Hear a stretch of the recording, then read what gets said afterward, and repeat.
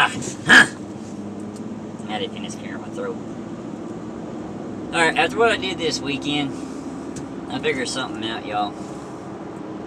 If you own a Bible that is an NIV Bible, New International Version, NIV, what you need to do with that thing is you need to take it outside, lay it on the ground, pour a little gasoline on it, and light it up. And then go out there and buy either a KJV or ASV.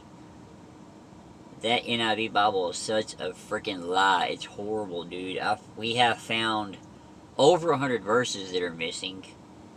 Verses that are in over 200 verses that are incomplete. I mean, it's not. It's like the NIV Bible takes away the deity of Christ, makes him look like another man. And the version, I'm not sure if all of them are this way because they could be different. But the version of the NIV Bible that I was reading, the story about Jesus baptizing people with John, they put John higher than Jesus. They put John in a spot where Jesus would be, and Jesus is just another guy hanging around the river. He's just there hanging by the river, just dunking people in for no reason. That's basically what it says. You don't need to be reading out of the NIV Bible. That is horribly wrong, horribly bad. I've been studying in both Bibles, the KJV and the NIV. Well, actually, I prefer the ASV, the American Standard Version, because it follows along exactly with the KJV. It's just written in NIV form. You know, it doesn't have all the these and thous. It's not written in the old English style. It's written with the more modern day talk in it. But I was studying it, and you know, the ASV and the KJV play along perfectly with what's happening in the world today. All the predictions and prophecies that Jesus, you know, the Bible tells us, and Jesus even himself told, well, God himself told us that was going to happen. Those follow along perfectly with everything going on like that. Now, as far as the NIV, it's got some holes in it. There's bits and pieces missing in that one. Added stuff to it that's not even in the other Bible. It just, I'm not going to sit here and run it all down. You can find out for yourself. Get a KJV, NIV side by side and read them. I know people are like, where's your proof? Find out for yourself. That's the thing, you know. The NIV makes me understand, like, why people say, I won't believe unless you show me. That's what that is based on. It is not based on faith. It's based on show me or it's not real. That's where I understand where people get that attitude from. If you read the NIV, that's why you have that attitude. The KJV is more about the faith side of it. But the NIV, you know, if you read that all the time, everyone's going to argue with you. Say, so be or I won't believe you. Find out for yourself. Quit trying to have everyone hold your hand and show you where to go. Read the Bible yourself. Do your own research. It's like those people out there like, I believe it because my pastor said it. I hate to say it, but some pastors don't get it all the way right. You need to go and research it for yourself, too. Just because the pastor said it doesn't mean, you know, you could go home and study what you did in church that night or morning or whatever, whenever you go to church. You could go home after the service, study at home what he preached on in church and get a whole different meaning from it. Because it's you yourself studying it, not hearing it from someone else. You can't just rely on just because my pastor said so. That's not, I mean, that's not a real way to do it. You need to go and study it for yourself. Look into it yourself. And don't go sit there and study all this crap that goes against the Bible. All this, like, theology crap that goes against the Bible. Man, that is like... I notice people, God-fearing, good Christian people, God-fearing as ever, they stray away from the truth because they're studying that theological crap. Then you start straying away from the truth of the Bible. Well, here's something here that's not in the Bible. Well, that's the thing. The Bible's what we need to know. It doesn't have all the extra parts for sure, but it has what we need to know in it. All the other stuff doesn't matter.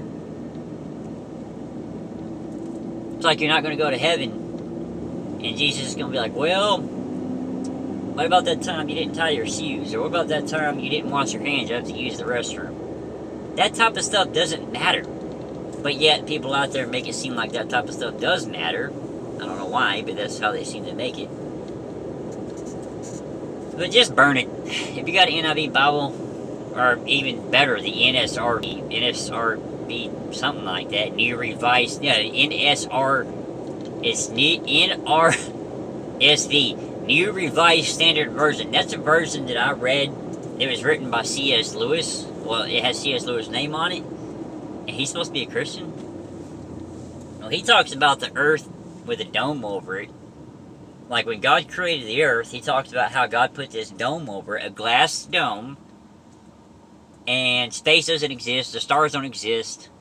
It's just, the stars we see, the moon and the sun are closer to the earth than we think. It's all encaged in this dome. No, that's not true. Because he's going on the belief that all this, like, we never made it to the moon. That was filmed in Arizona or New Mexico, wherever people say it is. That's what that Bible's going after. And all the, all this stuff that we have that we've discovered in space, that never happened. That's a lie from Satan, so they say. So, if you read that, if you have that Bible, take it outside and burn it with the NIV too. Just burn it all. Make sure you get every page of it burnt too. That's not a disgrace to God burning that version, because that's a lie. That's a lie. That is a horrible lie. We got some more to study into it. Look up go to Facebook and look up a group called The Gospel According to John, and add to that group. That's where you'll see the truth behind the Bible. We're doing studies breaking it down part by part. Next parts I want to do to see how they tore it up in NIV is the Matthew 24, about to sneeze. I feel like it anyways. I'm not editing that out. Y'all gonna see me sneeze. Which means y'all gonna see me see my heart skip a beat, because supposedly when you sneeze your heart skips a beat. I don't know how true that really is, but supposedly that's what happens. Okay, it's empty. I know that's random. I want to study Matthew 24:25 next. But yeah, if y'all want to see the truth behind the Bible and watch me have fun exposing fake people like I have before, go to Facebook and look for the group called The Gospel According to John. I love everybody in that group. It's an awesome group. We do Bible studies on it. We just talk about random stuff too. It's not always about the Bible. We just talk about stuff in our daily lives too sometimes, We're there for each other in hard times. It's a good group to be a part of. Anyways, so what I was saying though is, like, the whole show me it's real thing, I can see why NIV people believe that, because of the way it's worded. And there's certain ways, like, when Jesus performs his miracles, the NIV doesn't make it look like a miracle. It makes it look like he's a magician performing magic tricks. And it's all about the wording. It's about how they word it. It just makes Jesus seem like he's just a magician performing magic tricks and nothing else. There's no miracle behind it. There's no meaning behind it. It's just a magic trick. And that's not right either. It's just bad. It's really bad. And also, too, keep in the study. Don't believe it just because your pastor said it. I mean, yeah, your pastor's probably right. But there are some pastors that get it wrong. Like, I know a certain pastor, God love him, he's a good man, but just because he was an alcoholic at one time, he tells everybody you're going to go to hell if you drink one drink of a beer. That's not true. The Bible doesn't say anything about not drinking. It just don't drink into drunkenness. Don't overindulge. Not just beer, but food. You can overindulge in food and it be bad for you, You can overindulge in watching TV or, your cell phone. I know too many people that's overindulge in their cell phone. That's all their life's about. They barely look up from their cell phone at any point. There's a lot of times I have to look at my phone, but that's for work. But still, it's just... like I was saying the other day. We were talking about... Dadgum, my nose is trying to run. Anyways, I should have took my allergy pills this morning. That's why I was doing it. I forgot to take my allergy pills this morning. Anyways, we were talking about at work how... What would happen to the world if the internet suddenly went down or the cell phone suddenly went down? There'd be a lot of lost people out there not know what to do with themselves, because there might be some people walking around like, what are my thumbs doing? My thumbs are moving and I don't know why. You just ran a red light, sir. So they'd be like, okay, I don't know why this is happening. I have nothing in my hand, but my thumbs are rubbing. It's like a natural reaction. Get on with your bad self. Suck up that gas. But yeah. Just think about it. In today's world, what would happen if the internet suddenly went down? Or if all the cell phones suddenly stopped working? See, I remember a time before cell phones ever happened. The first cell phone we ever got when I was a kid, where I lived at, you couldn't just make a call. There's a time I remember seeing my dad. He's putting his shoes on, like he's getting ready to go outside. I'm like, "What are you doing?" He's like, "What are you doing?" I'm like, "I'm gonna make a phone call on the cell phone." That thing was big too compared to what we got. Well, actually, it's small compared to the phone we got now. It's ran by AT&T, and it's, you know, people's like, "I remember when cell phones were huge." Well, some of the cell phones we had back in the day are smaller than the touchscreen phones we have nowadays. Believe it or not. To you, some of you millennials out there, because I'm a millennial. I thought I was the end of Generation X. No, I am the first. With me being 31 years old, anyone out there that's 31 years old, you are the beginning of the millennial. You are the start of the millennial. So, we are the oldest of the millennials. We're not the youngins. Anyways, back when I was a kid, cell phones weren't out there like they are nowadays. You had to either have some money or get lucky. Because the cell phones were, yeah, you didn't have all this unlimited crap. My first cell phone, I remember telling my friends, call me after 9 o'clock so my phone calls would be free. It's free from 9 p.m.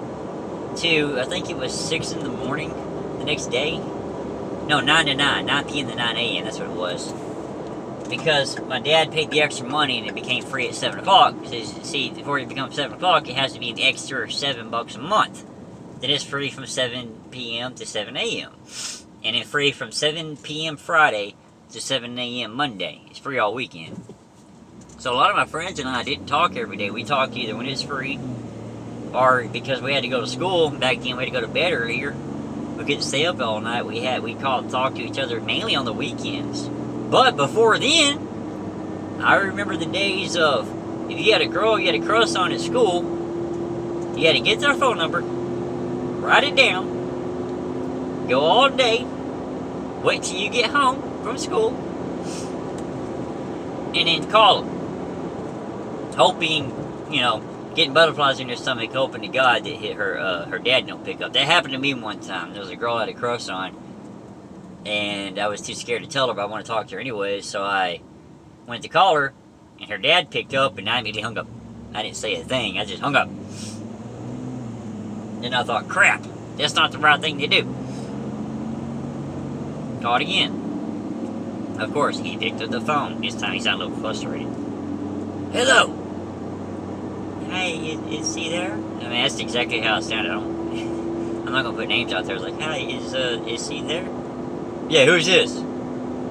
This her friends from school? Alright, let me go get her. And that's the thing, he said let me go get her because they did not have a cordless phone. You had to sit in one spot, and you know, you had the thing to your ear, the cord that went down and hooked up to the thing on the wall.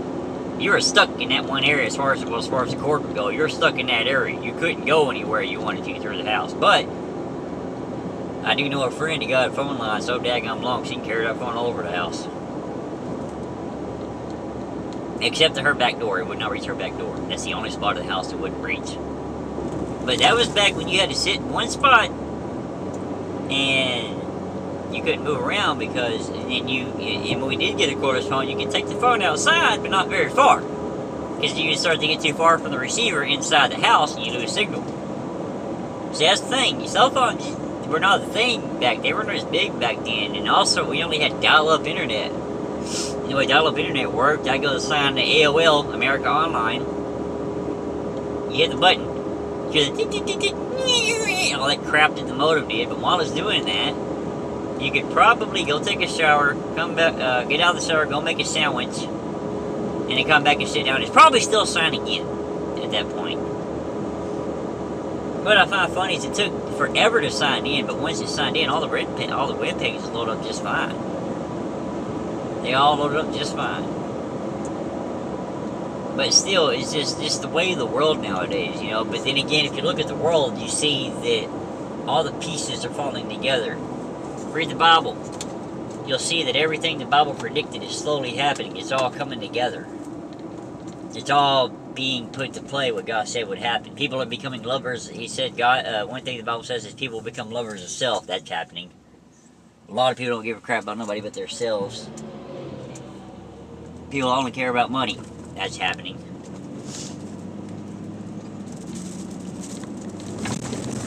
And believe it or not, technically the third temple's already built, y'all. Technically it's already built. They just have to put it together like a jigsaw puzzle. Technically all the walls, floors, ceiling, everything is already put together. Already built. They just have to piece it together like a big jigsaw puzzle. That's something we really need to keep watch on. It says Jerusalem is the key. There's a reason behind that. Like I said, I mean, a lot of people are like, well, read, sow the scripture. Sow the scripture. If I sow the scripture on here, people's going to argue about it. So what I say is, instead of me showing you a scripture on here like people want me to do, I say you grab a Bible yourself. Don't be the NIV. Don't grab one of them. Grab the KJV or the ESV. And you read it for yourself. You figure out what it means to you that way. Because anybody that does that, like, show your proof! Well, the thing is, when they say that, you can read a Bible verse or whatever it is, you can show them the proof right there in front of their face. Show them the truth right there in front of their face. They're still going to argue with you. You're still going to be wrong in their eyes. Even though you showed them the truth. Or you showed them the truth with the scripture or whatever it might be.